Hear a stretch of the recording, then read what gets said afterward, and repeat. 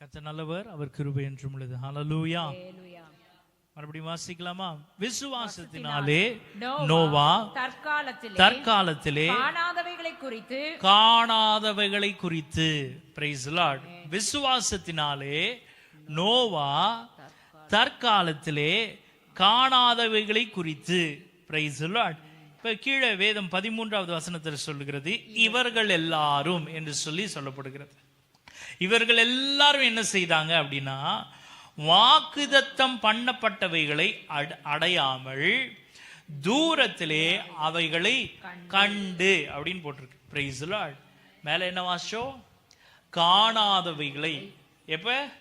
தற்காலத்துல காணாதவைகளை இவர்கள் என்ன செய்தாங்க என்றால், வாக்குதத்தம் பண்ணப்பட்டவைகள் அடையாமல், அவங்க இன்னும் அடையல, தற்காலத்தில் அவங்க காணவும் இல்லை. Praise the Lord. ஆனால் அவங்க என்ன செய்தாங்கன்னா, தூரத்திலே அவைகளை கண்டு அப்படின்னு போட்டிருக்கு. Praise the Lord.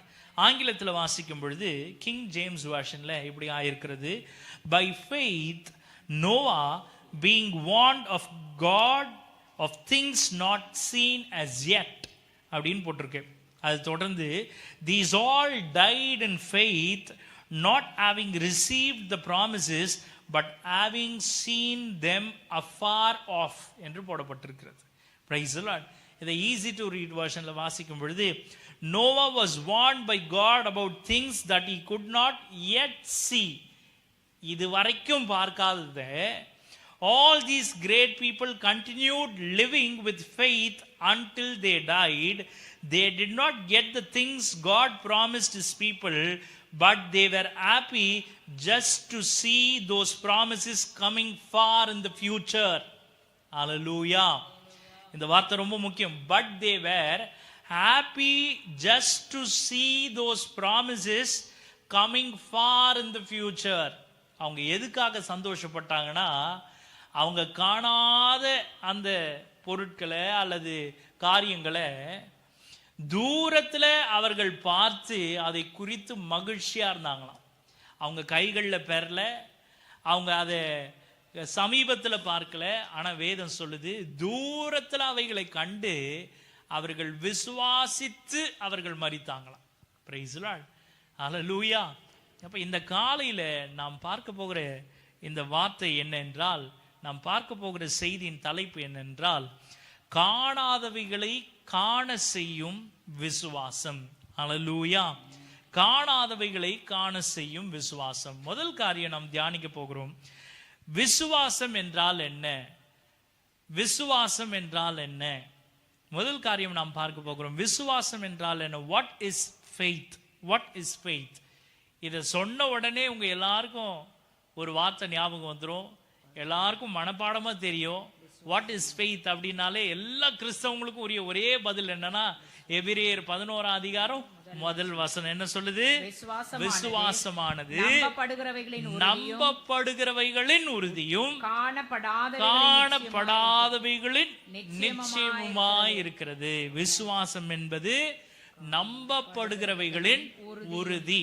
அதை பத்தி தப்பே கிடையாது. Price the Lord. நம்பப்படுகிறவைகளின் உறுதி.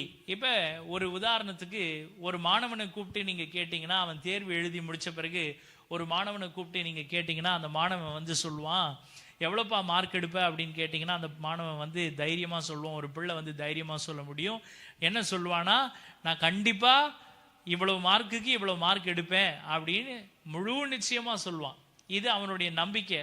அதுல ஒரு தப்பும் கிடையாது. கிடையாது தானே? கிடையாது. அது ஒரு தப்பும் கிடையாது. ஏன்னா அவன் தான் பலத்தினால எழுதினது, தான் ஞானத்தினால எழுதினது, தான் படிச்சவைகளை எழுதினதுனால அவன் கொண்டிருக்கிற நம்பிக்கை, அவன் எழுதி முடிச்ச காரியத்தினால அவன் பெற்றிருக்கிற நம்பிக்கை, அதை பத்தி தப்பே கிடையாது. அவன் தைரியமா சொல்லலாம். அவன் நம்பப்படுகிறவைகளின் உறுதி. ஆனா அதே பையன் பேப்பர்ல ஒண்ணுமே எழுதல, ஒண்ணுமே எழுதாம பேப்பரை கட்டி எழுதி கொடுத்துட்டு, பேப்பரை மாத்திரம் கட்டி கொடுத்துட்டு வந்துட்டு, நான் இவ்வளவு மதிப்பெண்கள் எடுப்பேன் அப்படின்னா இது இது சம்பவிக்குமா? எங்கன்னா நடக்குமா? பேப்பர்ல ஐயா ஒன்றும் எழுதல, நான் கட்டாயம் என்ன செய்திருவேன், 80 மார்க் வாங்கிடுவேன் அப்படின்னா இது எந்த ஊர்ல நடக்குங்க? கட்டாயம் இவ்வளோ. அவனுக்கே ஒரு மனசாட்சி வேணாம். வீட்டில் வந்து என்ன சொல்லுவாரு? ஒன்றும் எழுதியிருக்க மாட்டாரு. கட்டாயம் என்ன ஆயிடுவாடா, பாஸ் ஆனன்னு சொன்னா பரவாயில்லையே, கட்டாயம் என்ன வந்துருமா, மார்க் 80, எப்படியும் ஒரு 80 மார்க் ஆச்சு எடுத்துருவேன். ஆனால் பேப்பரில் ஒன்றும் எழுதியே இருக்க மாட்டார். Price the Lord. அப்ப இரண்டாவது காரியம் என்னன்னா, காணப்படாதவைகளினுடைய நிச்சயம். இப்ப இங்க விசுவாசம் எந்த வேலையும் செய்ய முடியாது. ஏன்னா அவர் என்னவே செய்யலாங்க, எழுதல. அங்க போயிட்டு அவர் வந்து எனக்கு விசுவாசம் இருக்கு, நான் காணாததை காண்கிறேன் அப்படின்னு சொல்லி என்ன செய்ய முடியாது. அவரு போய் நான் எழுதாத ஆன்சரை கர்த்தர் அங்க எழுதி கொண்டு வருவார், அதெல்லாம் போய். ஹல்லேலூயா. அப்ப மேல இருக்கிற ஒரு வார்த்தையை நம்மளால நிச்சயமா நம்ம எல்லாராலையும் நம்ப முடியும். ஏன் அப்படின்னா அதுல நம்முடைய பலன் இருக்கிறது, அதுல நம்முடைய ஞானம் இருக்கிறது, நம்முடைய திறமைகள் இருக்கிறது, திராணிகள் இருக்கிறது. இதெல்லாம் மேல இருக்கிற வார்த்தையில வந்துடும். அது என்னது?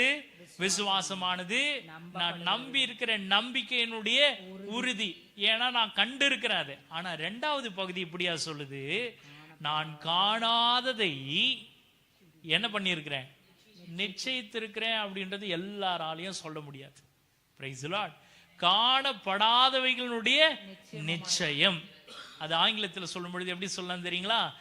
Evidence of things not seen. Praise the Lord. Hallelujah. இப்ப ஒரு ஏதோ ஒரு சம்பவம் நடந்திருக்குது, ஏதோ ஒரு குற்ற செயல் நடந்திருக்குது. Price the Lord. இப்ப இத யாரும் பார்க்கல அப்படின்னா அதுக்கு உடனே என்ன தேடுவாங்க? என்ன தேடுவாங்க? சாட்சி. ஆங்கிலத்தில் என்ன சொல்லுவோம்? எவிடன்ஸ். எவிடன்ஸ் வேணுங்க அப்படின்னு கேட்பாங்க. அப்ப எவிடன்ஸே இல்லை சார், தடயமே இல்லை, அதுக்குரிய சாட்சியே இல்லை அப்படின்னா அது என்ன செய்திருவாங்க? அந்த கேஸ் டிஸ்மிஸ் ஆயிடும். Praise the Lord. ஏன்னா அங்க என்ன இல்லைன்னா இப்ப எவிடன்ஸ், சாட்சியங்களே இல்லை இப்ப. Praise the Lord. அப்ப காணப்படாதவைகளுடைய நிச்சயம், evidence of things not seen. Praise the Lord. இது ஆங்கிலத்தில் வாசிக்கும் பொழுது ஆம்பிளிஃபைட் வெர்ஷன்ல இப்படி ஆய் போடப்பட்டிருக்கிறது. எபிரேயர் 11:1, ஹீப்ரூஸ் சாப்டர் 11 verses 1 இப்படி ஆய் சொல்லுகிறது. Now faith is assurance or confirmation of things hoped for and the evidence of things not seen, the conviction of the reality. Faith comprehends as fact what cannot be experienced by the physical senses அப்படின்னு போட்டிருக்குது. நான் வேகமாக படிச்சுட்டேன், புரியறதுக்கு கொஞ்சம் சமயம் எடுக்கும். வேதம் இப்படியாய் சொல்லுகிறது. Now faith is the assurance of things hoped. இது முதல் பகுதி. For and the evidence of things not seen, the conviction of their reality. Faith comprehends as fact what cannot be experienced by physical senses. Hallelujah. இந்த evidence அப்படின்ற ஒரு வார்த்தையை மாத்திரம் நம்ம பிடிச்சிக்கலாம். இந்த காலையில் எவிடன்ஸ் அப்படின்னு சொல்லும் பொழுது அதனுடைய தமிழாக்கம் கவனிச்சிங்கன்னா, எவிடன்ஸ் அதுக்குரிய அர்த்தம் என்ன அப்படின்னா, ஒன்றன் மெய்மை தன்மையை நம்புவதற்கு ஆன ஆதார தகவல்கள், தடயங்கள் முதலியன, சான்று மூலம் சான்று ஆதாரம். Price the Lord. ஒரு காரியத்தினுடைய மெய்த்தன்மை, அது உண்மையா பொய்யா அப்படின்றத நிச்சயிக்கிற கூடிய வகையில் இருக்கிறது தான் என்னது எவிடன்ஸ். அப்படித்தானே? இப்ப நாம ஏதோ காரியத்தை வந்து இப்படி ஆயிடுச்சுங்க, இப்படி சம்பவிச்சு, அதுக்கு என்னங்க எவிடன்ஸ் இருக்குது கேட்போமா இல்லையா? இவங்க தான் திருடிட்டாங்க அப்படின்னு நீங்க போய் ஒரு அக்கம் பக்கத்தில் ஏதோ ஒரு சம்பவம் நடந்துச்சு, உங்க பொருள் காணாமல் போயிடுச்சு, அவங்க வந்து நீங்க வந்து சொல்றீங்க இன்னார் தான் திருடி இருப்பாங்க அப்படின்னு போய் கம்ப்ளைண்ட் கொடுக்குறீங்க. கம்ப்ளைண்ட் கொடுத்தா நீங்க யார் மேல குற்றம் சுமத்துறீங்களோ உடனே அந்த அதிகாரி என்ன கேட்பாருன்னா, எப்படிங்க எதை வச்சுங்க சொல்றீங்க, அதுக்கு என்ன எவிடன்ஸ், அதுக்கு என்ன ஆதாரம் இருக்குது? ஆதாரமே இல்லையே. Price the Lord. இங்க வேதம் சொல்லுது எவிடன்ஸ் ஆஃப் திங்ஸ் அன்சீன். காணாதவைகளுடைய என்னது? என்னது? நிச்சயம். காணப்படாதவைகளுடைய நிச்சயமாய் இருக்கிறது. காணாத எவிடன்ஸ் இல்லாத ஒரு விஷயத்துக்கு நீங்க எப்படி நிச்சயித்து சொல்ல முடியும்? அதை தான் இன்று காலையில் நாம் தியானிக்க போகிறோம்.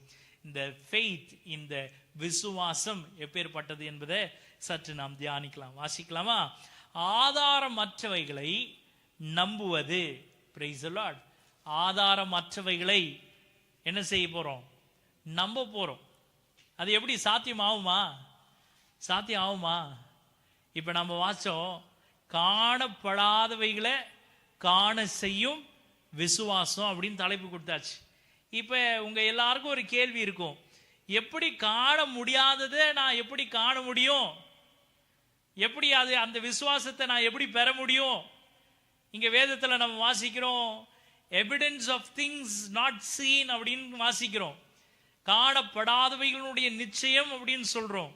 அப்ப ஆதாரமற்று இருக்கிற காரியங்களுக்கு, பிரைஸ் தி லார்ட், அங்க நடந்தது சம்பவிச்சது அப்படின்னு சொல்லக்கூடிய ஆதாரமே இல்லாத காரியங்களுக்கு நான் எப்படி பொறுப்பெடுத்துக் கொள்ள முடியும்? நான் எப்படி அதை நம்ப முடியும்? அதை எப்படி நான் விசுவாசிக்க முடியும்? இப்படி ஒரு சம்பவம் வேதத்திலிருந்து நாம் வாசிக்க முடியும். ஆதியாகமத்தின் புஸ்தகம் 2ஆம் அதிகாரம் 5-6 வசனங்களை வாசிங்க. ஆதியாகமத்தின் புஸ்தகம் 2ஆம் அதிகாரம் 5 மற்றும் 6 வசனங்களை வாசிங்க. நிலத்தினுடைய சகலவித செடிகளும் பூமியின் மேல் இன்னும் உண்டாகவில்லை. நிலத்தினுடைய சகலவித பூண்டுகளும் இன்னும் முளைக்கவில்லை. ஏனெனில் தேவனாகிய கர்த்தர் பூமியின் மேல் இன்னும் மழையை பெய்ய பண்ணவில்லை. நிலத்தை பண்படுத்த மனுஷனும் இருந்ததில்லை. அப்பொழுது மூடு பனி பூமியிலிருந்து எழும்பி பூமியை எல்லாம் நனைத்தது. Praise the Lord. Hallelujah. 5வது வசனத்துடைய கடைசி பகுதியை கொஞ்சம் வேகமா வாசிச்சீங்களா? இப்ப பொறுமையா நிதானமா வாசிச்சு பாருங்க. ஏனெனில் தேவனாகிய கர்த்தர் பூமியின் மேல் இன்னும் மழையை பெய்ய பண்ணவில்லை. Praise the Lord.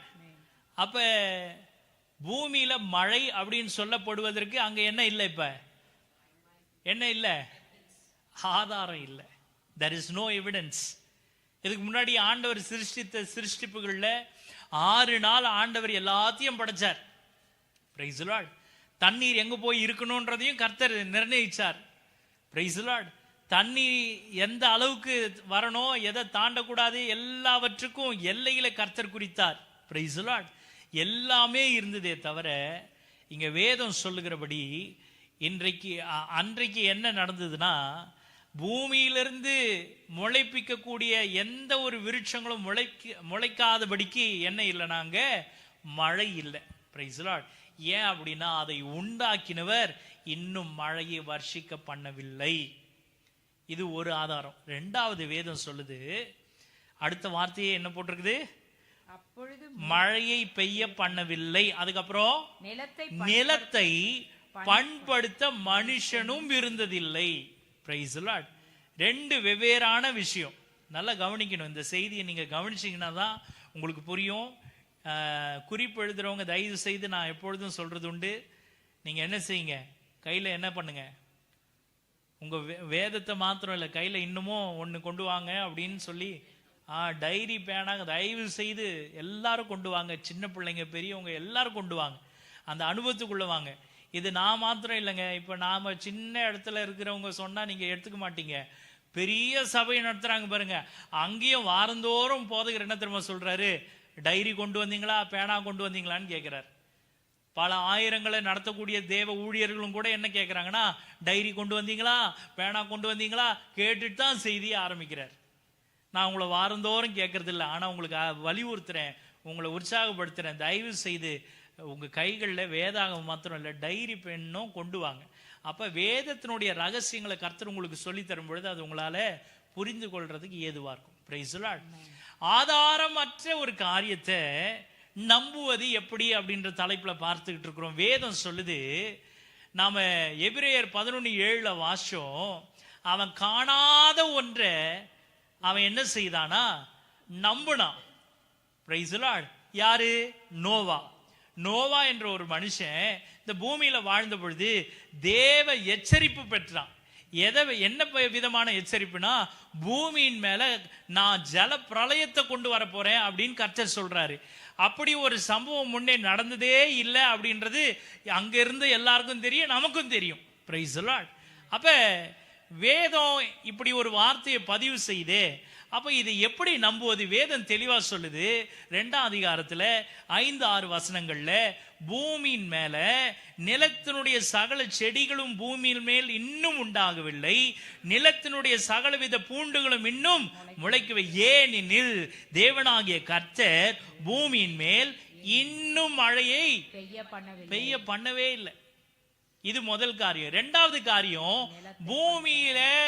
பூமியில அந்த செடிகளும் விதைகளும் முளைச்சி வரணும்னா அதற்கு இன்னொரு சம்பவமும் நடக்கணும். என்ன சம்பவம்னா, நிலத்தை பண்படுத்துகிறதற்கு மனுஷன் தேவை. Price the Lord. அங்க யாரும் இல்லைன்னா மனுஷனும் இல்லை. Praise the Lord. அப்ப 6வது வசனம் தெளிவுபடுத்துது, அப்பொழுது மூடு பனி பூமியிலிருந்து எழும்பி பூமியை நனைத்தது. Price the Lord. ஹல்லேலூயா. அப்ப ஆரம்பத்துல தண்ணி எங்க இருந்து வந்தது? இப்ப எங்க இருந்து வந்தது? தண்ணி வந்துதா? மூடு பனியில அவ்வளவு தண்ணி வந்துருங்களா? அது எவ்வளவு அதிகபட்சம் எவ்வளவு இருக்கும்? உங்க கையளவு கூட அது சேர்க்க முடியாது.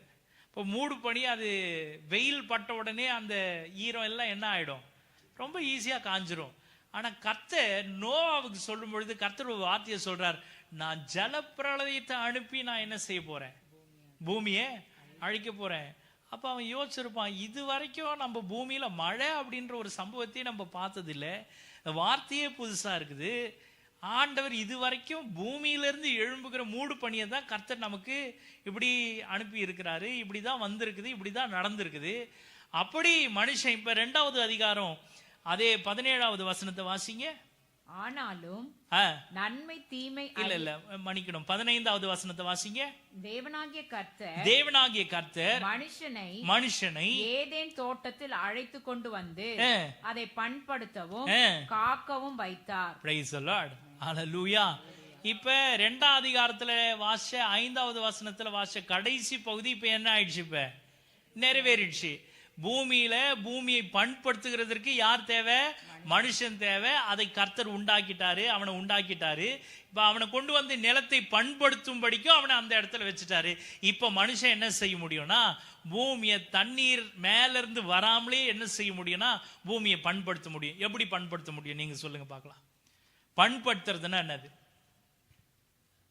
பூமியை பண்படுத்துறதுன்னா என்னது? நீங்க சொல்லுங்க பார்க்கலாம்.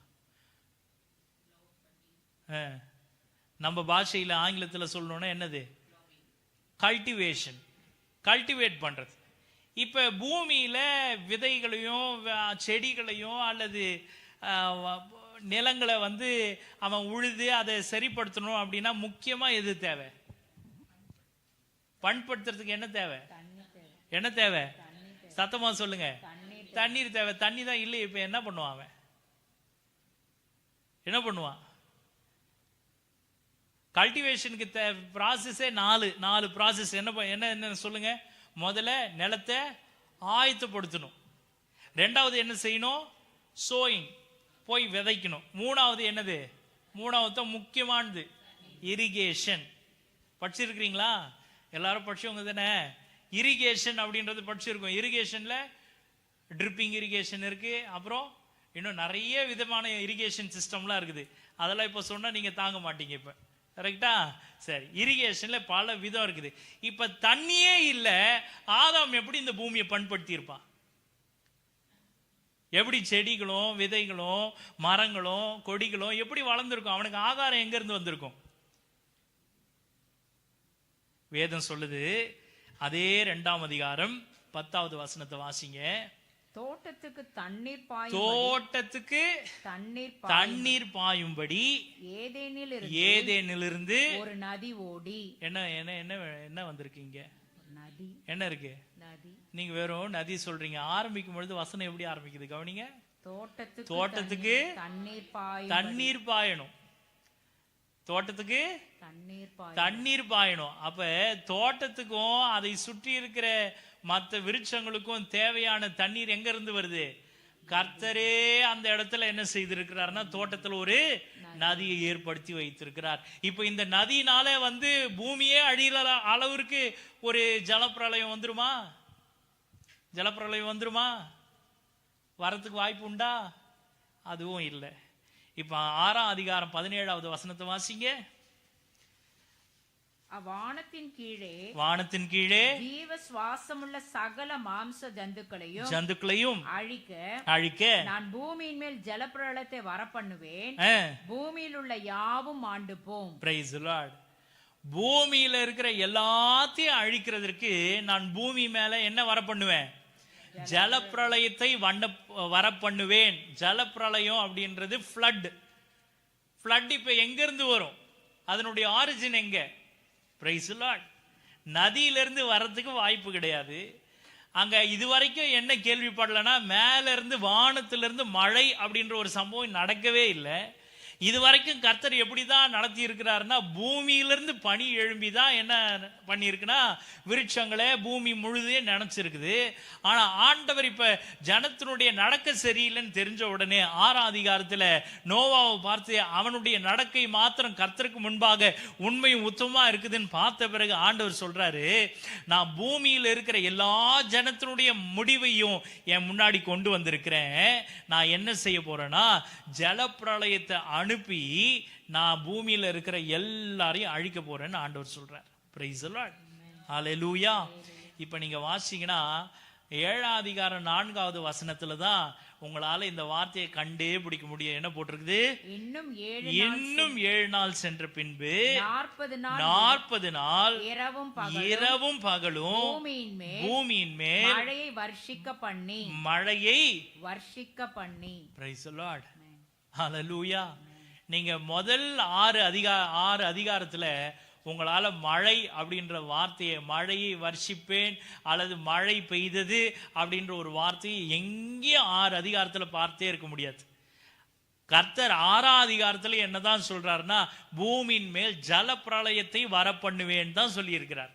இது வரைக்கும் மனுஷன் வானத்திலிருந்து நீர் கீழே பூமியை வந்து அடைந்தது அப்படின்ற ஒரு சம்பவத்தை பார்த்ததே கிடையாது. ஆனா கர்த்தர் சொல்றாரு, பூமியின் மேல நான் எதை வரப்பண்ணுவேன்னா, ஜலப்பிரளயத்தை வரப்பண்ணுவேன். அந்த ஜலப்பிரளயம் வர்றதுனால பூமியில இருக்கிற எல்லா மாம்ச ஜந்துக்களும் என்ன ஆயிடும்? அழிஞ்சு போயிடும் கர்த்தர் சொல்றார். ஹல்லேலூயா. Praise the Lord. இப்ப வேதம் நீங்க வாசிங்க. மத்தேயு எழுதின சுவிசேஷம் 24ஆம் அதிகாரம் 38, 39 வசனங்கள் வாசிங்க.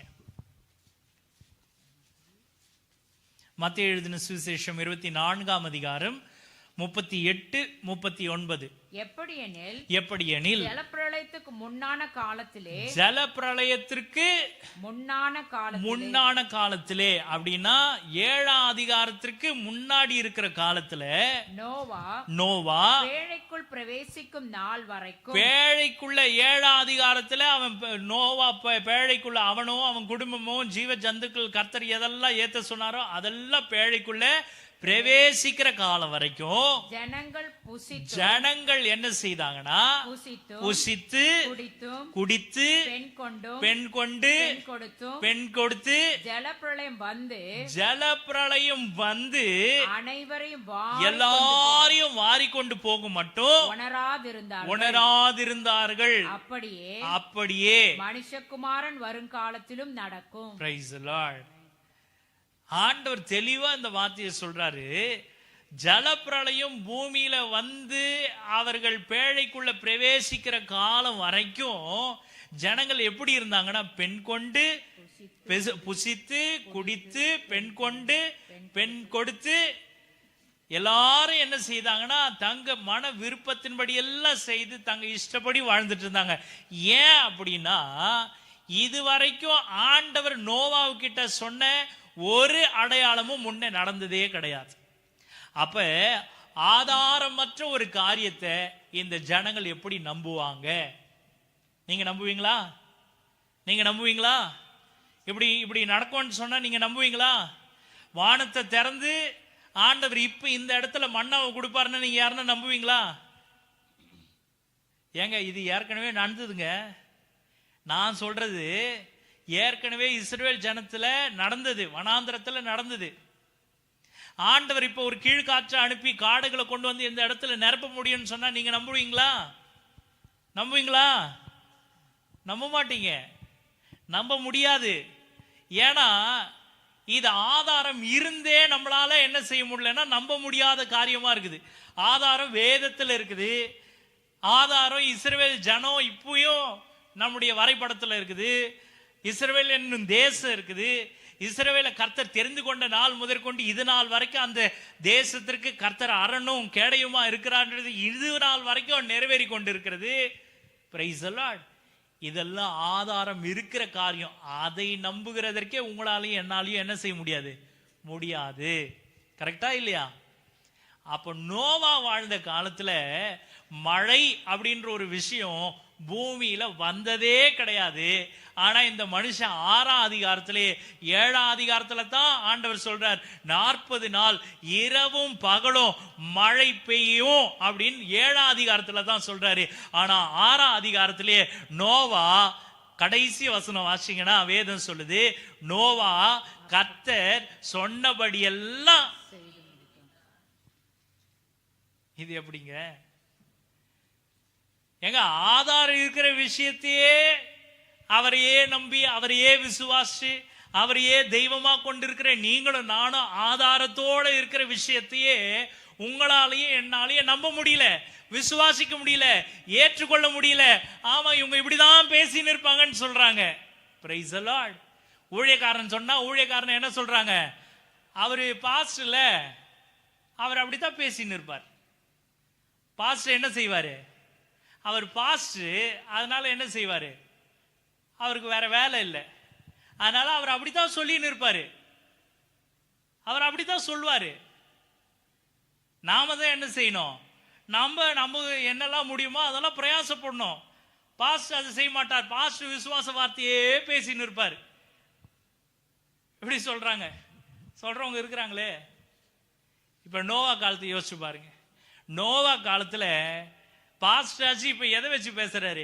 அவர் கையில இருக்கிற சத்திய வேதத்தை வச்சு, எந்த தெய்வம் அவரை அழைச்சாரோ அந்த நம்பிக்கையை வச்சு பாஸ்டர் பேசுறாரு. ஆனா நோவாவுக்கு ஆதாரமே இல்லாத காலத்துல அவன் தேவனுடைய வார்த்தையை மாத்திரம் நம்பி பேழை கட்ட ஆரம்பிச்சான். Price the Lord. ஆனா அவன் கூட இருந்த ஜனங்கள் அந்த ஆதாரமற்ற ஒரு காரியத்தை அவங்களால என்ன செய்ய முடியலனா நம்ப முடியல. அவங்க செய்த காரியம் என்ன தெரியுங்களா? அவங்க புசித்து, அவங்க குடித்து, அவங்க பெண் கொடுத்து, அவங்க பெண் எடுத்தாங்க. ஹல்லேலூயா, பிரைஸ் தி லார்ட். அப்ப இன்றைக்கும் நம்மளால சொல்ல முடியும், ஆதாரமற்ற காரியத்தை ஒருவராலும் நம்ப முடியாது. ஏனென்றால் இன்றைக்கு இருக்கிற கால சூழ்நிலை எப்படி என்றால் ஆதாரத்தை காட்டினாலே ஒருவராலும் நம்ப முடியல. Praise the Lord. Hallelujah, hallelujah. அப்ப இரண்டாவது காரியம் நம்ம தியானிக்க போறோம். ஆதாரமற்ற காரியத்தை எப்படி நம்புவது? How to believe anything without evidence. How to believe anything without evidence. கிறிஸ்துவ சமுதாயமே எதன் அடிப்படையில தான் இருக்குதுன்னா, கிறிஸ்துவமே எது அடிப்படையா கொண்டு இருக்குதுன்னா விசுவாசத்தை அடிப்படையா கொண்டு இருக்குது. Price the Lord.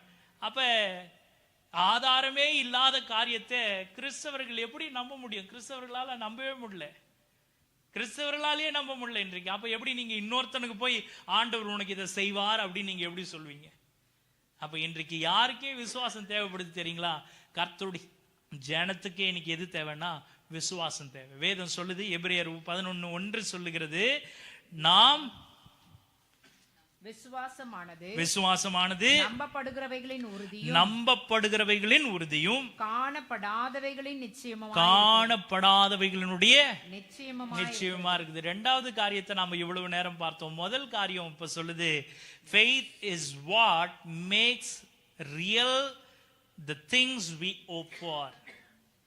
Faith is what makes real the things we hope for. நீங்க எதை நம்புறீங்களோ, எதை நீங்க உறுதியா பற்றி இருக்கிறீங்களோ அதை நிறைவேற்றுகிறது அல்லது அதை நிஜத்துல கொண்டு வர்றது தான் என்னது?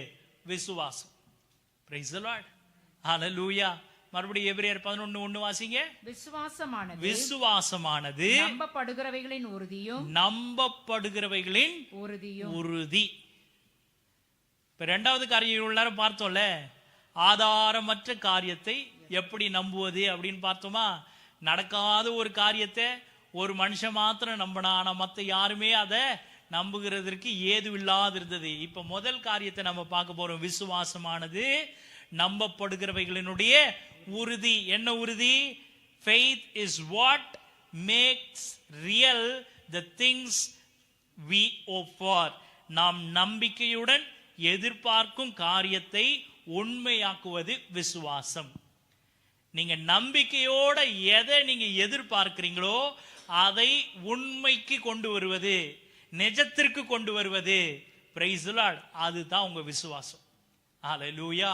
அது வேதத்துல இருந்தவங்க ஆதாரமற்ற காரியங்களை நிஜத்துல எப்படி கொண்டு வந்தாங்க, நிஜத்துல எப்படி பார்த்தாங்க என்பதை இப்ப நம்ம தியானிக்க போகிறோம். முதல் காரியம் வாசிங்க. எபிரியருக்கு எழுதின நிருபம் 11ஆம் அதிகாரம் 4வது வசனத்தை வாசிங்க வேகமாம். விசுவாசத்தினாலே ஆபேல் காயினுடைய பலியிலும் மேன்மையான பலியை தேவனுக்கு செலுத்தினான். அதனாலே அவன் நீதிமான் என்று சாட்சி பெற்றான்.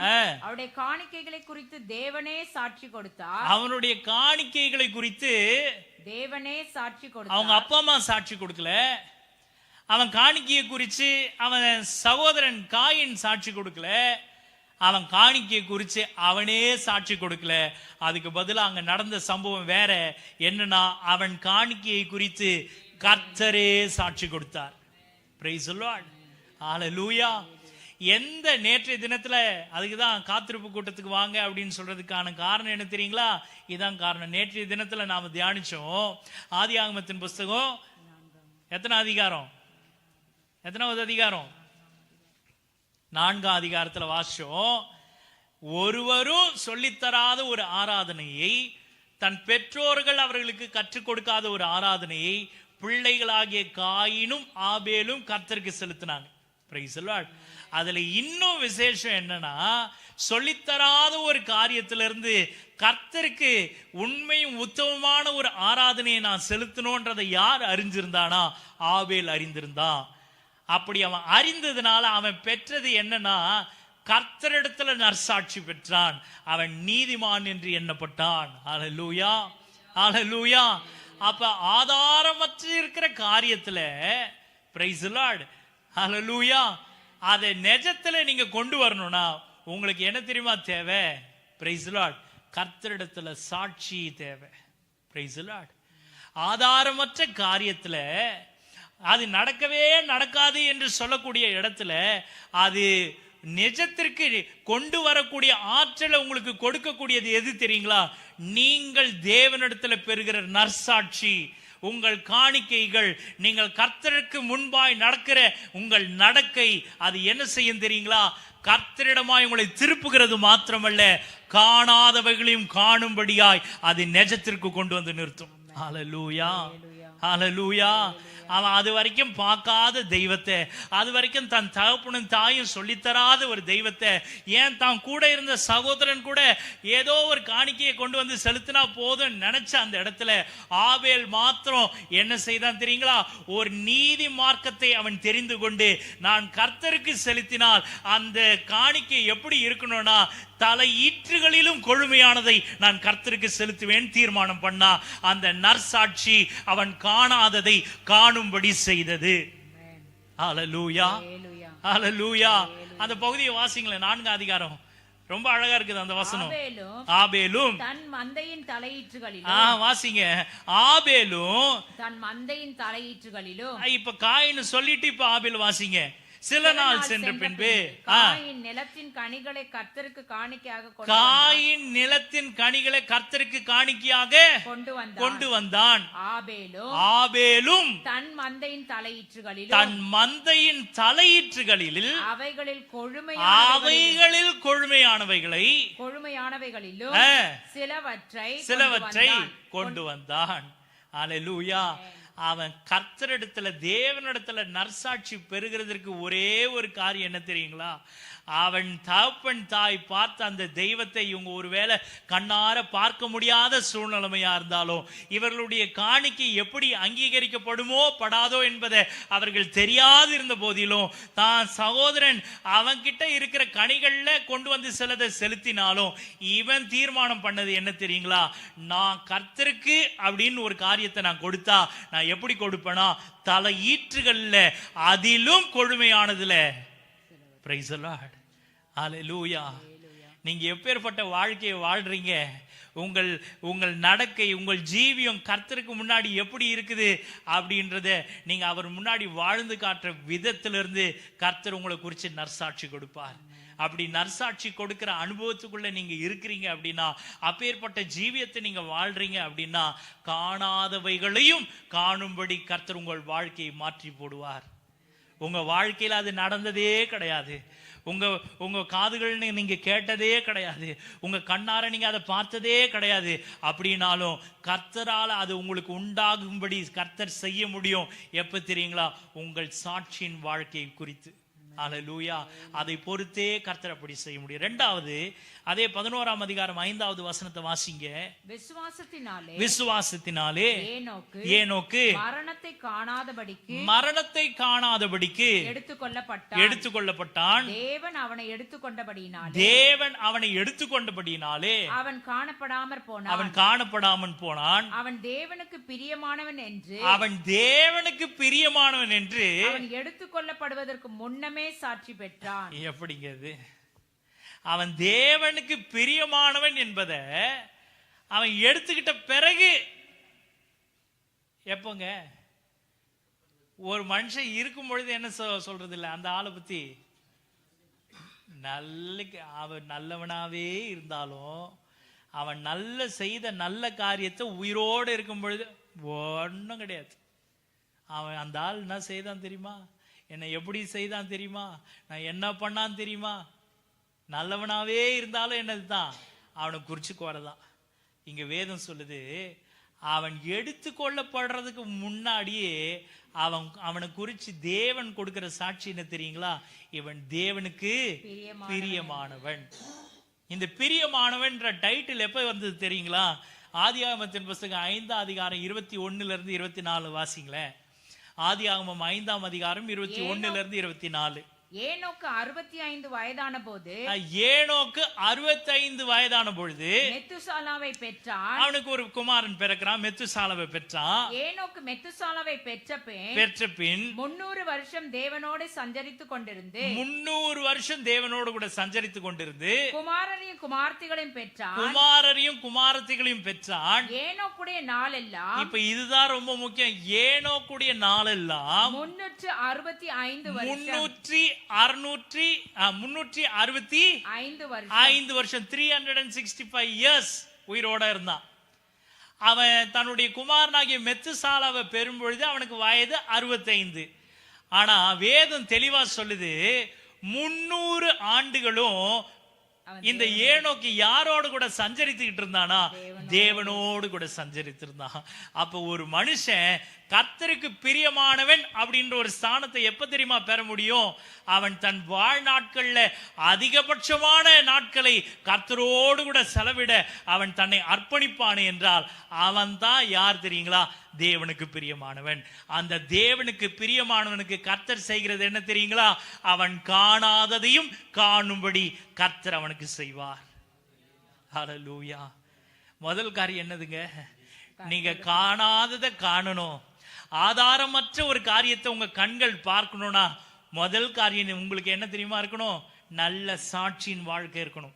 இரண்டாவது, நீங்கள் காணாததை, ஆதாரமற்ற இருக்கிற காரியத்தை நீங்கள் காண வேண்டும் என்றால் நீங்கள் பெற வேண்டிய வாழ்க்கை எப்பேற்பட்ட வாழ்க்கை தெரியுங்களா? கர்த்தருக்கு பிரியமான ஒரு வாழ்க்கை. மூன்றாவது வாசிங்க, எபிரேயர் 11:7 வசனத்தை வாசிங்க. விசுவாசத்தினாலே நோவா தற்காலத்திலே காணாதவைகளை குறித்து தேவ எச்சரிப்பு பெற்று பயபக்தி உள்ளவனாகி. ஹல்லேலூயா, ஹல்லேலூயா. விசுவாசத்தினாலே நோவா தற்காலத்திலே காணாதவைகளை குறித்து தேவ எச்சரிப்பு பெற்று பயபக்தி உள்ளவனாகி. இப்ப வாசிங்க ஆதியாகமம் 6:22 வசனத்தை வாசிங்க. ஆதியாகமம் 6:22. நோவா அப்படியே செய்தான். நோவா அப்படியே செய்தான். தேவன் தனக்கு கட்டளையிட்டபடியெல்லாம் அவன் செய்து முடித்தான். நான் உங்களுக்கு முன்னமே சொல்லியிருந்தபடி, பிரைஸ் தி லார்ட், ஒரு காரியம் முன்னாடி நடந்தது, முன்னாடி அதுக்கு எவிடன்ஸ் இருக்கு, அதுக்காக நான் இவ்வளவு பிரயாசப்படுறேன், அதுக்காக நான் இவ்வளவு போராடுறேன் அப்படின்னா ஒரு அர்த்தம் இருக்குது. ஒரு மனுஷன் 6ஆம் அதிகாரம் வரைக்கும் நடக்காத ஒரு விஷயத்துக்கு, நடக்காத ஒரு சம்பவத்துக்கு, ஆதாரமே இல்லாத ஒரு விஷயத்துக்கு இந்த பூமியில இருக்கிற எல்லா ஜீவ ஜந்துக்களும் அவனுடைய குடும்பமும் காப்பாற்றப்படுவதற்காக ஒரு பெரிய பேழை உண்டு பண்ணானா, இவனை போல ஒரு பைத்தியக்காரன் இந்த பூமியில நிச்சயமா இருக்க முடியாது. நிச்சயமா இருக்க முடியாது. அது வரைக்கும் ஒரு மனுஷனும் பார்த்தது இல்லை, கேள்விப்பட்டது கூட இல்லை. மழை அப்படின்ற ஒரு விஷயத்தை பார்த்ததோ இல்லை, கேள்விப்பட்டது கூட இல்லை. ஆனால் ஜலப்பிரளயம் அதை கொண்டு நான் அழிக்க போறேன் அப்படின்னு சொல்லிட்டு கர்த்தர் அவனுக்கு வேற எதையுமே சொல்ல, அது எப்படி நடக்கும், எப்படி சம்பவிக்கும், இது வரைக்கும் நடக்காத ஒரு விஷயம். இப்போ உங்க பிள்ளைங்கிட்ட ஒரு காரியத்தை சொல்லுங்களேன், அந்த பிள்ளைங்க எத்தனை கேள்வி கேட்கும்? அப்பா சொல்வாரு, இதை வாங்கி தரம்பா அப்படின்வார். இந்த பிள்ளை என்ன கேட்கும்? எப்போ வாங்கி தருவேன், எப்படி வாங்கி தருவேன்? பாத்தீங்களா, கேட்கறவங்களுக்கு தான் தெரியுது அது. எத்தனை வாங்கி தருவேன், அதுக்கு காசு இருக்குதா, எத்தனை கேள்வி ஒரு பிள்ளை கேட்கிறான். இந்த மனுஷன், இது நான் உங்களுக்கு சொன்ன உதாரணம், ஒரு தகப்பன் அவன் போய் வேலைக்கு போறான், சம்பாதிக்கிறான், சேர்த்து வைக்கிறான், தான் பிள்ளைக்காக செய்ய போறான். இந்த பிள்ளைக்கு அதெல்லாம் எதுவுமே தெரியாது. அப்பாக்கு எப்படி இதை வாங்கி தர முடியும் அப்படின்னு கேள்வி இருக்கு. இப்ப அந்த மனுஷனுக்கு எல்லா திராணி இருந்த தைரியத்துல தான் அவன் என்ன சொல்றான்னா, நான் அவனுக்கு வாங்கி தரேன்னு சொல்றான். ஆனா இங்க இந்த மனுஷன் ஒரு ஆதாரத்தையும் இது வரைக்கும் பார்த்தது கிடையாது. ஒரு ஆதாரமா மழைக்குரிய அறிகுறி கூட கேட்டது கிடையாது, கேள்விப்பட்டது கூட கிடையாது.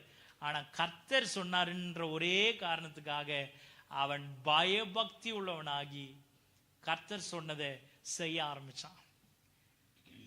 he became எப்படி ஆயிட்டான்? reverent, பயபக்தி உள்ளவன் ஆயிட்டான். He had so much reverence to God, even it was an unseen situation. It was an unseen circumstance, but he chose to be reverent before God. Hallelujah. பயபக்தி உள்ளவன் ஆயிட்டான். Hallelujah. ஒரு மனுஷன் கர்த்தர் எப்ப அவன் காரியத்துல அவன் விசுவாசத்தை கர்த்தர் எப்ப தெரியுமா கனப்படுத்துவாரு? ஆண்டவர் அவன்கிட்ட ஒரு வார்த்தையை சொன்ன பிறகு அது இருக்குதோ இல்லையோ, அது சம்பவித்ததோ இல்லையோ, அது உரியதான அடையாளங்கள், ஆதாரங்கள், அதற்குரிய எந்த காரியமும் இல்லாம இருந்தாலும் கூட அந்த எந்த ஒரு மனுஷன் கர்த்தர் சொன்ன வார்த்தைக்கு அப்படியே பயபக்தியா அதை செய்யும்படி கீழ்ப்படுகிறானோ, அந்த மனுஷன் காணாததையும் காணும்படி கர்த்தர் செய்வார். அல்லேலூயா. 4வது காரியம், எபிரேயர் 11:8 வாசிங்க. விசுவாசத்தினாலே ஆபிரகாம் தான் சுதந்திரமாக பெறப்போகிற இடத்திற்கு போகும்படி அழைக்கப்பட்ட போது கீழ்ப்படிந்து தான் போகும் இடம் இன்னதென்று அறியாமல் புறப்பட்டு போனான். அல்லேலூயா. விசுவாசத்தினாலே ஆபிரகாம் தான் சுதந்திரமாக பெறப்போகிற இடத்திற்கு போகும்படி, பெற்ற இடத்துக்கா பெறப்போகிற இடம். Price the Lord. அந்த பெறப்போகிற இடம் எதனா இருக்குதா? ஆதியாகமம் 12:1-4 வசனங்களை வாசிங்க. கர்த்தர் ஆபிரகாமை நோக்கி, நீ உன் தேசத்தை, உன் இனத்தை, உன் தகப்பனுடைய வீட்டை விட்டுட்டு புறப்பட்டு நான் உனக்கு காண்பிக்கும் தேசத்துக்கு போ, நான் உன்னை பெரிய ஜாதியாக்கி உன்னை ஆசீர்வதித்து உன் பேரை பெருமைப்படுத்துவேன், இருப்பாய்.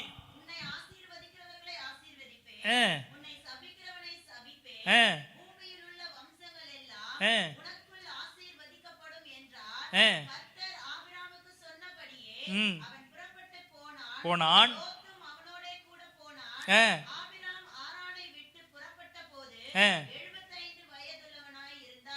75 வயசுல ஒரு மனுஷன் தான் சொந்த தேசத்தை, தான் சொந்த இனத்தை, தான் சொந்த ஜனத்தை, அவனுக்கு இருக்கிற சொந்தமான எல்லாவற்றையும் விட்டுட்டு இவன் தெரியாத ஒரு தெய்வம் இவன்கிட்ட வந்து பேசுது. இவன் பெற்றோர், இவன் தகப்பன், இவங்க உங்க குடும்பத்தினுடைய வழக்கம் என்னன்னா சிலை செய்யறவங்க. அவங்க அந்த தெய்வம் அவங்க கிட்ட பேசுச்சா இல்லையான்றது அவனுக்கு தெரியாது. இதுக்கு முன்னாடி எந்த தெய்வமும் இவங்கிட்ட வந்து இப்பேற்பட்ட வார்த்தைகளை சொன்னது கிடையாது. ஆனா 75 வயதுல ஒரு மனுஷனை பார்த்து நான் உன்னை பெரிய ஜாதி ஆக்குவேன் அப்படின்னு சொல்லி, உன்னை பெருகவே பெருக செய்வேன், உன்னை ஆசீர்வதிக்கிறவர்களை ஆசீர்வதிப்பேன்னு சொல்லி வாக்குத்தத்தம் கொடுத்து நீ இப்ப எல்லாத்தையும் விட்டுட்டு போனா நீங்க போவீங்களா? நீங்க போவீங்களா? நீங்களும் நானும் போவோமா? இருக்கிற எல்லாத்தையும் 75 வயசுலங்க, வாலிபு வயசுல அது ரத்தம் ரொம்ப சூடா இருக்கும், ஓடிடும், சொன்னா பார்த்துடலாம் ஒரு கை அப்படின்னு போவோம். ஆனா இப்ப அது கூட டவுட் தான்.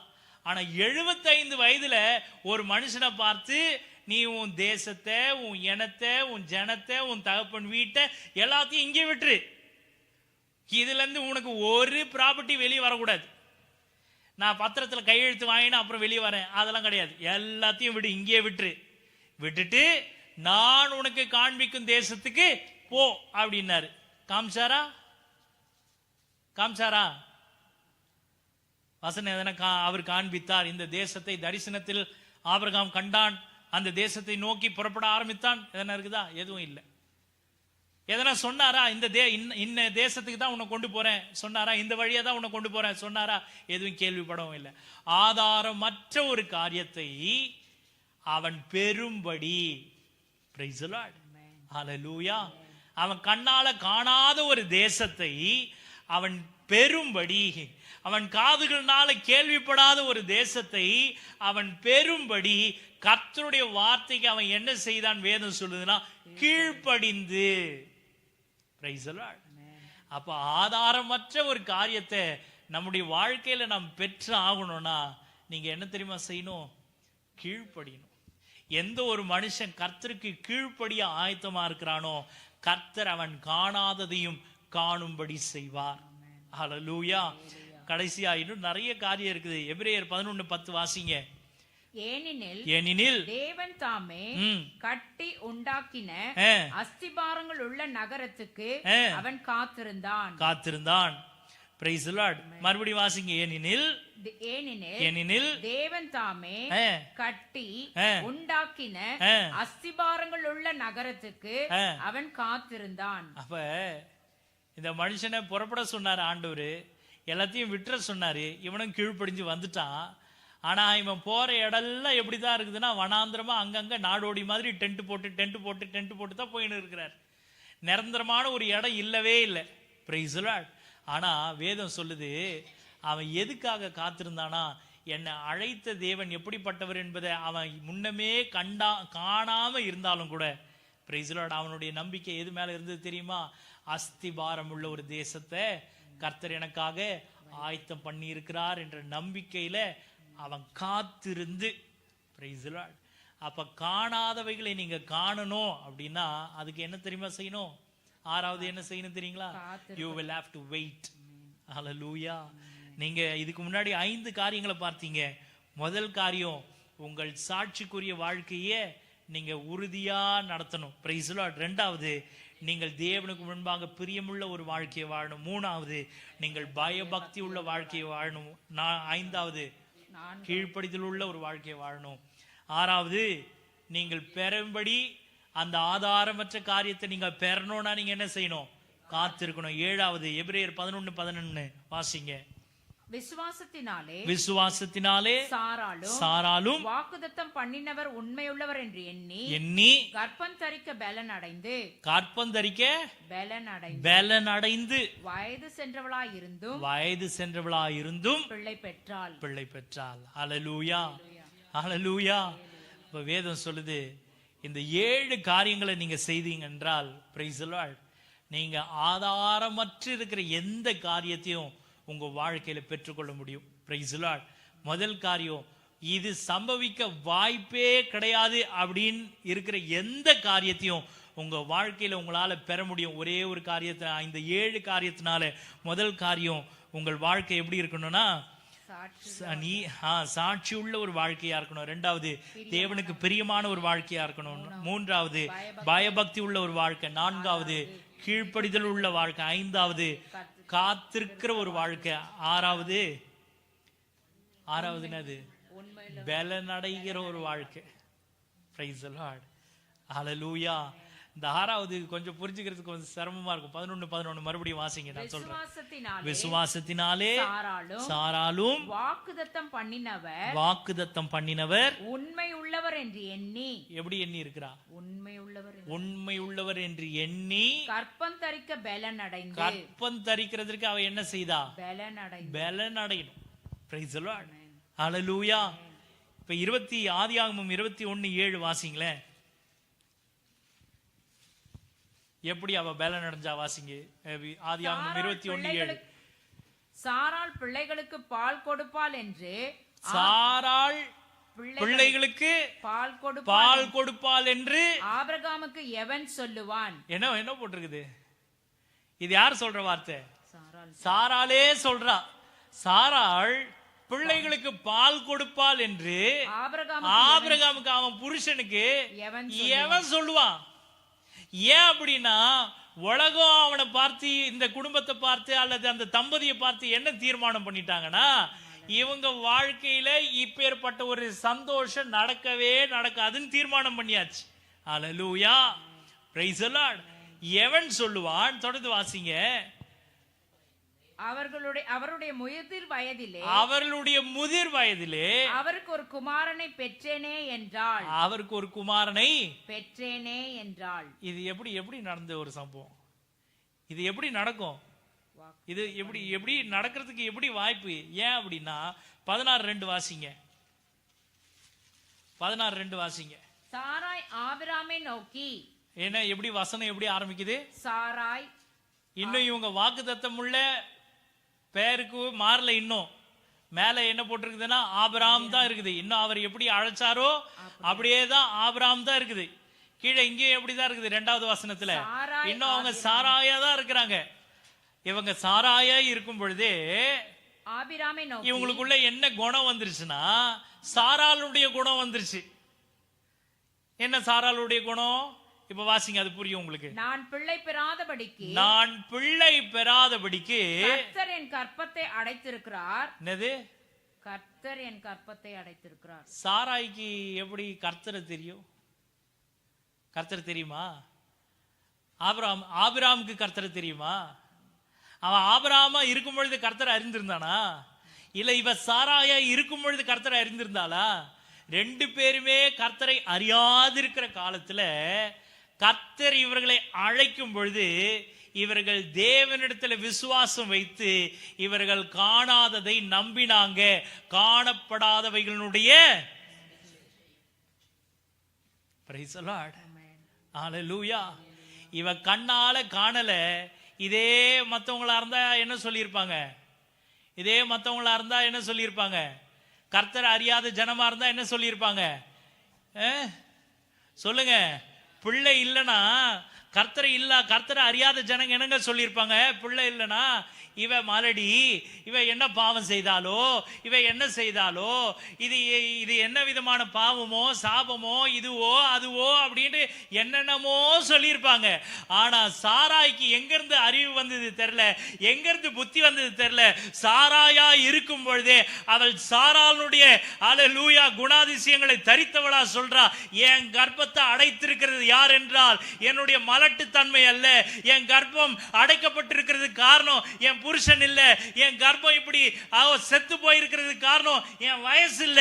சாராய் சொல்லுகிறார், கர்த்தர் என் கர்ப்பத்தை அடைத்திருக்கிறார். எங்க 90 வயசுல ஒரு கேள்வி பார்த்து சொல்ல, வயசாயிடுச்சு இப்ப எப்படியா பெற முடியும்? இவளே இன்னொரு இடத்துல சொல்றா, நகைத்து சொல்றா, தூதன் வந்து சொல்றான், உற்பத்தி காலத்துல நீ ஒரு பிள்ளைய பெறுவேன்னு சொன்னா இவ குனிஞ்சி சிரிக்கிறா, உள்ள கூடாரத்துல இருந்து சிரிக்கிறா, நகைக்கிறா, சொல்றா 90 வயது கிழவி. அப்பொழுது கர்த்தர் ஆபிரகாமை நோக்கி சாராள் நகைத்து நான் கிழவியா இருக்க பிள்ளை பெறுவது மெய்யோ என்று பிள்ளை பெறுவது மெய்யோ அப்படின்ட்டு சொல்வானே. சாராளே சொல்றா. ஆனா முன்னாடி இங்க சொல்லும் பொழுது அவளுக்குள்ள ஒரு குணாதிசயம் வெளிப்படுது. என்ன வெளிப்படுதுன்னா, என் கர்ப்பத்தை யார் கண்ட்ரோல்ல இருக்குன்னா என் கர்த்தருடைய கண்ட்ரோல்ல இருக்குது. ஹல்லேலூயா. நம்ப முடியுமா உங்களால? நம்ப முடியாது, நம்பிக்கையே வராது. யாருக்கு வராதுன்னா, சாராளுடைய சந்ததிக்கு இன்றைக்கு என்ன வரலன்னா நம்பிக்கை வர மாட்டேங்குது. ஆனால் சாராயா இருக்கும் பொழுதே அவள் அறிக்கை பண்றா, என் கர்ப்பத்தை அடைத்து வைத்திருக்கிறது கர்த்தர். அவர் நினைச்சார்னா என் கர்ப்பத்தை இந்த நிமிஷம் திறக்க முடியும். அவ தைரியமா சொல்றா, என் கர்ப்பத்தை அடைத்திருக்கிறது கர்த்தர். ஹல்லேலூயா, ஹல்லேலூயா. இப்ப அவ பலனடைந்து சொல்றா. அவ ஆபிரகாம் சாராள் பிள்ளைகளுக்கு பால் கொடுப்பாளோ என்று ஆபிரகாமுக்கு எவனால சொல்லக்கூடுமோ? ஹல்லேலூயா. அவருடைய முதிர் வயதுல ஒரு பிள்ளைய நான் பெற்றேன்னு சொல்றா. இதுதான் பலன் அடைகிறது. சும்மா கிடையாதுங்க. ஒரு மனுஷன் பலன் அடைகிறது எதுல அடைகிறான் தெரியுமா? தன்னுடைய விசுவாசத்துல. தான் காணாத காரியத்துல, தனக்கு நிச்சயமே இல்லாத காரியத்துல, தனக்கு ஆதாரமே இல்லாம இருக்கிற எந்த காரியத்திலையும் ஒரு மனுஷன் தேவ சமூகத்துல எப்பொழுதெல்லாம் காத்திருக்கிறானோ, கர்த்தருடைய வார்த்தையை நம்புகிறதுனால எவெல்லாம் காத்திருக்கிறானோ, அவனுக்கு நிச்சயமாய் கர்த்தர் செய்ய போகிறத அவன் பலன் அடைந்து பெற்றுக்கொள்வான். எத்தனை பேர் ஆமென் சொன்னீங்க? ஹல்லேலூயா. மூன்றாவது காரியம் வேதம் சொல்லுது, எபிரியர் 11:13. Price the Lord. இவர்கள் எல்லாரும் இப்ப நீங்க வாசிங்க பாத்தீங்களா? இந்த 6 பேரும் இவர்கள் எல்லாரும் வாக்குத்தத்தம் பண்ணப்பட்டவர்கள். இவங்களுக்கு கர்த்தர் கொடுத்த வாக்குத்தத்தத்தை அடையல இன்னும் தூரத்துல. ஆனா தூரத்துல அதை கண்டு நம்பினாங்க, அணைத்துக்கொண்டு. அதை என்ன செய்தாங்க?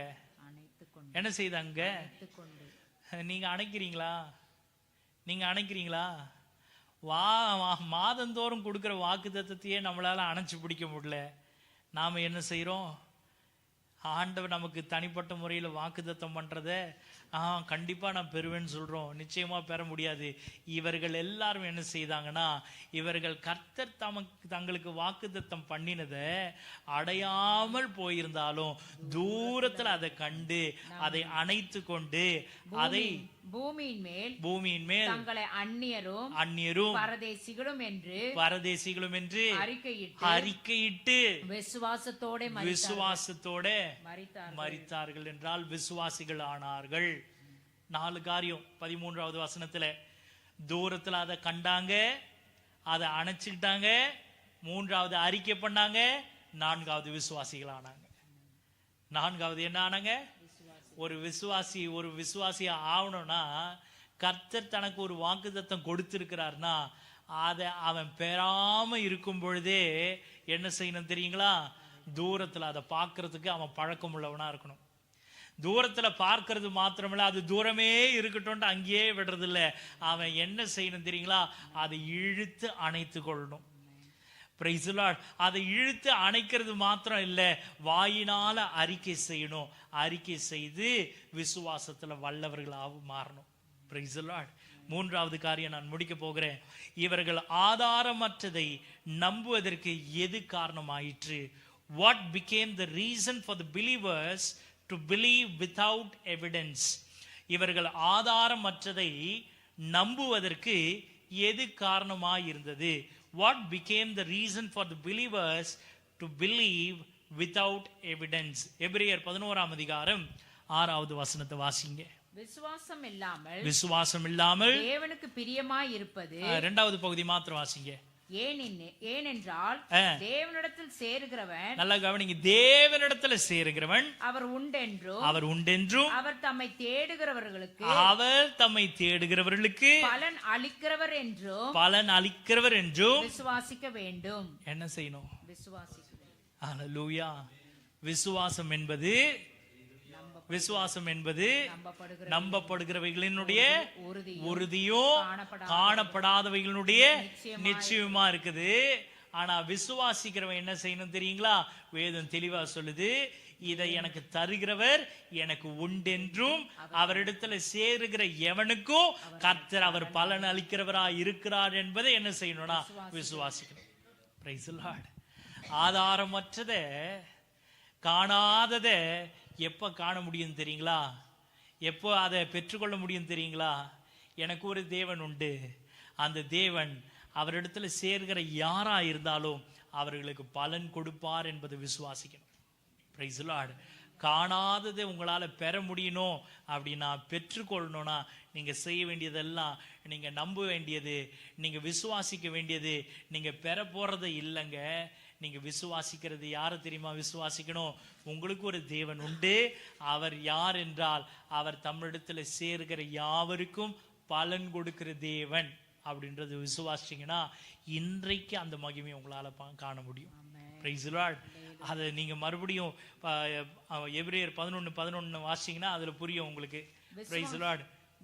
விசுவாசத்தினாலே சாராலும் வாக்குத்தத்தம் பண்ணினவர். என்ன கவனிச்சீங்களா? சாரால் என்ன செய்தா? ஆண்டவர் எனக்கு ஒரு பிள்ளை கொடுப்பார், அந்த பிள்ளையை நான் தூரத்துல காண்கிறேன், அந்த பிள்ளை கண்டிப்பா ஒரு நாள் கையில சுமப்பேன், நான் அதுக்கு பால் கொடுப்பேன், அதை இப்படி வளர்ப்பேன் அப்படி வளர்ப்பேன். காணாதவைகளை இவ என்ன செய்யல? இழுத்து அணைச்சி அறிக்கையிட்டு இல்ல. அவ இழுத்து அணைச்சி அறிக்கையிட்டது எது தெரியுங்களா? விசுவாசத்தினாலே சாராள் வாக்குத்தத்தம் பண்ணி, அவளுக்கு யார் வாக்குத்தத்தம் பண்ணினாரோ அவர் உண்மையுள்ளவர் என்று எண்ணி அவரை தூரத்துல கண்டு அவரை இழுத்து அணைத்து அவரை அறிக்கை செய்து விசுவாசிகளுக்கு தாயாய் மாறிட்டார். ஹல்லேலூயா. விசுவாசத்தினாலே சாராலும் தனக்கு வாக்குத்தத்தம் பண்ணினவர் உண்மையுள்ளவர் என்று எண்ணி கற்பந்தரிக்க பலனடைந்து. Price the Lord. ஹல்லேலூயா. ஹல்லேலூயா. நீங்க காணாதவைகளை பெறணும்னா நீங்கள் தூரத்துல காண்கிற அந்த தெய்வத்தை, பிரைஸ் தி லார்ட், உங்களுக்குரிய அந்த ஆண்டவரை நீங்க என்ன செய்யணும் தெரியுங்களா? அவரை உண்மை உள்ளவர் என்று எண்ணி அவரை தூரத்துல கண்டு அவரை இழுத்து அணைத்து அவருக்காய் காத்திருந்து அவருள்ள பலனடைந்து நீங்க விசுவாசிகளாய் மாறும் பொழுது நீங்கள் கேட்டதை மாத்திரமல்ல, நீங்கள் கேளாததையும் உங்களுக்கு கொடுக்க அவர் உண்மை உள்ளவராக இருக்கிறார். நீங்கள் நினைப்பது மாத்திரமல்ல, நீங்கள் வேண்டிக் கொள்ளுகிறது மாத்திரமல்ல, அதுக்கும் மிகவும் அதிகமாய் செய்கிற தேவன். இன்றைக்கு உங்கள் வேண்டுதல் என்னவோ, உங்கள் கூப்பிடுதல்கள் என்னவோ, உங்களுடைய வாயின் அறிக்கைகள் என்னவோ, அதை உங்களுக்கு செய்ய அவர் உண்மை உள்ளவராக இருக்கிறார். நீங்கள் பலன் அடைந்து கழுகுகளை போல சட்டைகளை அடித்து உயர எழும்பு கற்றுக்கொள்ளுங்க. அவர் சமூகத்துல நீங்க என்ன செய்யணும்னா, நீங்கள் காணாதவைகளை பெறணும்னா 6 காரியங்களை பார்த்தோம். முதல் காரியம் உங்கள் சாட்சியின் வாழ்க்கை, தேவனுக்கு பிரியமான வாழ்க்கை, பயபக்தி உள்ள வாழ்க்கை, கீழ்ப்படிதல் உள்ள வாழ்க்கை, காத்திருந்து பெற்றுக்கொள்ளுகிற ஒரு வாழ்க்கை, பலனடைந்து விசுவாசிகளாய் மாறுகிற ஒரு வாழ்க்கை. அப்படி செய்ய கர்த்தர் கிருபை செய்வார். கர்த்தர் தாம் இந்த வார்த்தைகளை ஆசீர்வதிப்பார். ஆமென். Praise the Lord.